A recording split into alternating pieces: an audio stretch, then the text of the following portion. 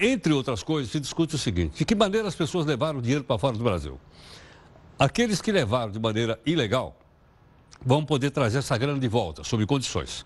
Nós já trouxemos aqui mais de um convidado para falar contra e para falar a favor, né, desse processo. Ocorre que lá na Câmara dos Deputados estão bolando um novo projeto para dar outra ajeitadinha, que é chamado jeitinho brasileiro. O diretor de assuntos técnicos da Unifisco, que é o Mauro Silva, gentilmente está aqui conosco para conversar um pouco mais. Mauro, boa noite, obrigado, bem-vindo mais vezes. Mauro, o que eles querem alterar agora, aquilo que já foi estabelecido e todo mundo dizia, não, vai acabar agora no dia 31 o prazo para as pessoas requererem? Bem, Heródoto, esse projeto pretende alterar o prazo final, seria agora em outubro, para dezembro, né? Evidentemente que a Receita Federal tem se manifestado contra, porque as pessoas naturalmente deixam essas declarações, como fazem com o imposto de renda, para a última semana. E então, deixando para dezembro, os recursos demorariam mais para entrar nos cofres públicos, né? Agora, a gente deixa geralmente para a última hora, achando, não, eles vão prorrogar o prazo, que nem aconteceu, por exemplo, com o cadastro ambiental rural, que nem aconteceu com o final dos lixões no país. Quer dizer, a gente, porque na hora H, prorroga. Quer dizer, o sujeito que vai lá, que paga, que faz, ele é enganado? Eu acho que essa questão da alteração do prazo é ruim, né?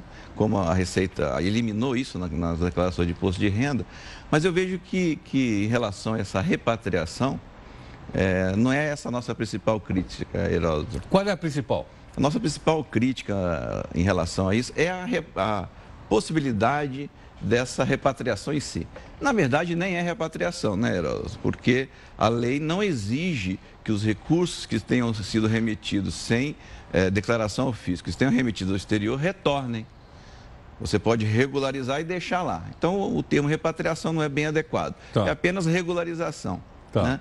Mas, por que nós somos contra? Porque isso induz o bom contribuinte, aquele que paga em dia os seus tributos, há uma sensação de que foi enganado, porque afinal, quem cumpre em dia suas obrigações sofre uma tributação, uma carga tributária pesada, enquanto aqueles que sonegam acabam recebendo anistias, remissões, benesses por parte do poder público.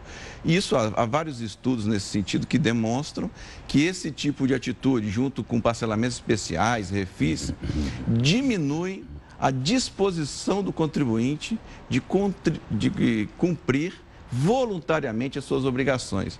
Então, essa ilusão que se cria para o governo de entrada de recursos é uma ilusão porque, no momento seguinte, diminui o cumprimento voluntário das obrigações tributárias, como acontece com parcelamentos especiais. Então, essa lei de regularização ou lei de repatriação dá um péssimo exemplo para o bom contribuinte. E por isso a gente tem essa oposição tão forte, né?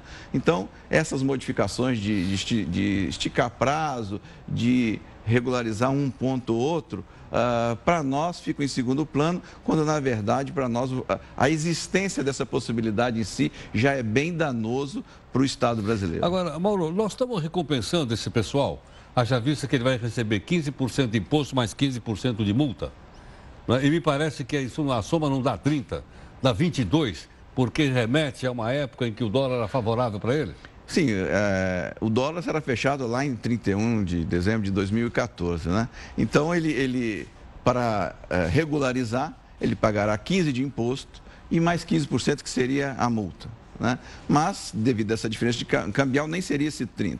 Agora, e aquela pessoa que paga em dia os seus tributos? Quanto é que paga? Ele paga 27,5%, né? No tempo correto. E se ele atrasar? No tempo correto. E se ele atrasar e for pego pela Receita Federal, no mínimo mais 75% de multa. Peraí, quanto de multa? No mínimo mais 75% se ele for pego pelo fisco. Né? 75%? Agora, você imagina, Heródoto, se eu tivesse mandado esse recurso para o exterior e fosse pego, essa multa provavelmente iria não a 75%, mas a 150%. Né? Então veja o benefício que está se dando a essas pessoas. Mas você pode imaginar, bom, mas como é que o fisco ia saber que esses recursos estão lá no exterior?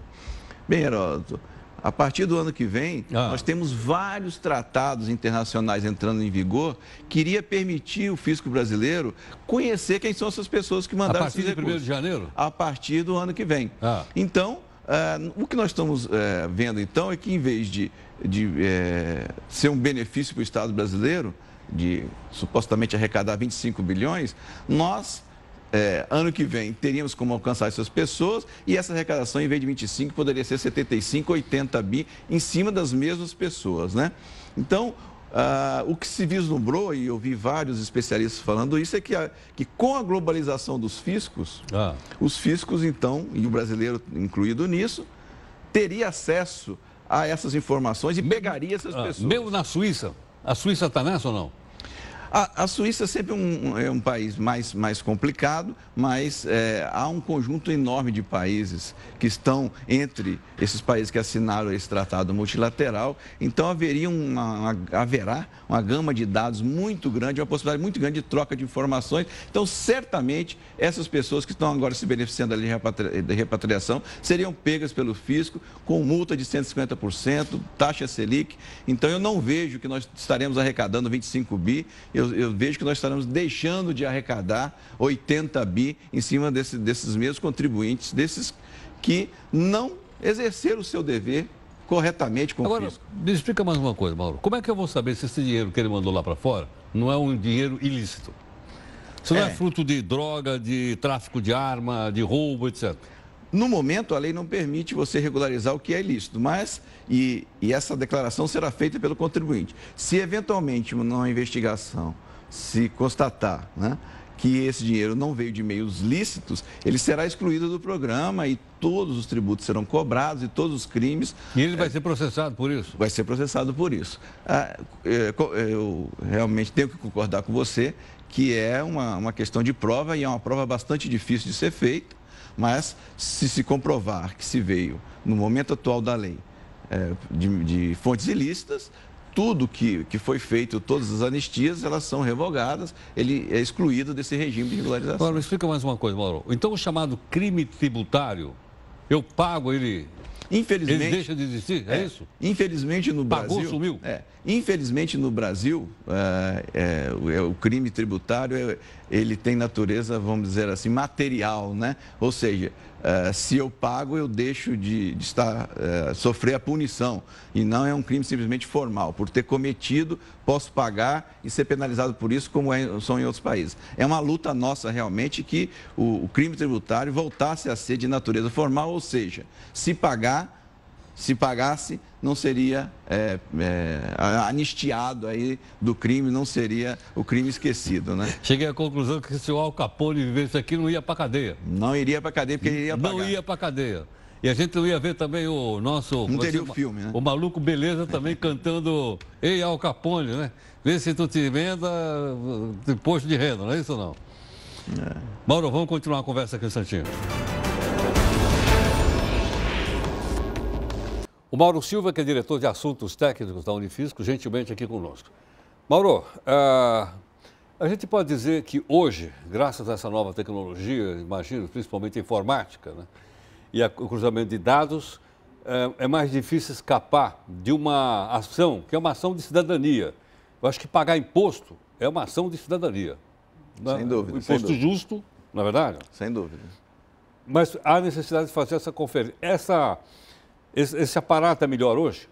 Sem dúvida, o fisco possui vários meios de identificar os contribuintes que têm capacidade contributiva e capacidade de contribuir com o Estado, né? Na verdade, o que falta ao fisco brasileiro é um maior investimento nessa estrutura, porque você detém um grande número de informações, mas as máquinas não fazem as coisas sozinhas. Você precisa de pessoal treinado e motivado para isso. Então, não basta ter a quantidade de informações que tem o fisco brasileiro hoje, é preciso trabalhar essas informações, né? Hoje, tudo que você faz quase é informado ao fisco, mas para isso chegar a ser trabalhado e gerar arrecadação e gerar um trabalho mais concreto de arrecadação, é preciso que haja um trabalho de uma pessoa por trás disso, de um auditor fiscal. É isso que está que hoje nós estamos faltando. Heródoto, nós temos uma sonegação em níveis federais de 370 bilhões. Você imagina se a gente combatesse a sonegação e acabasse com apenas 25% da sonegação? 90 bi em 3 anos, é a nossa ideia, em 3 anos. No primeiro ano, 30 bi, segundo ano, 60, terceiro ano, 90 bi. Combatendo toda, não. 25% da sonegação. Nós não precisávamos de repatriação, não precisávamos de refis, nada disso. Precisamos de combater, fazer um pacto nacional contra a sonegação. Eu acho que isso está faltando no nosso país e seria uma grande maneira de eliminar esse déficit tão grande que a gente vê por aí. Sem dúvida. Mauro, muito obrigado pela gentileza. Muito grato, muito obrigado.